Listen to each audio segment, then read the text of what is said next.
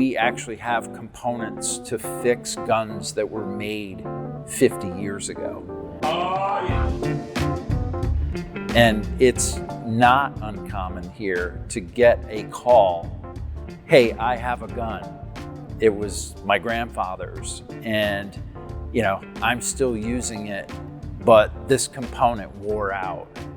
And we'll say, hey, ship it in, we'll spruce it up, and if it's a low-cost component, sometimes we just do it because.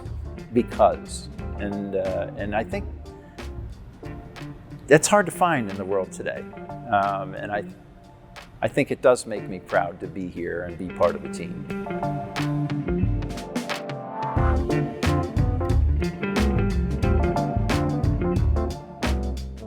Just that we're all just passionate about what we do. That's why we're here so long.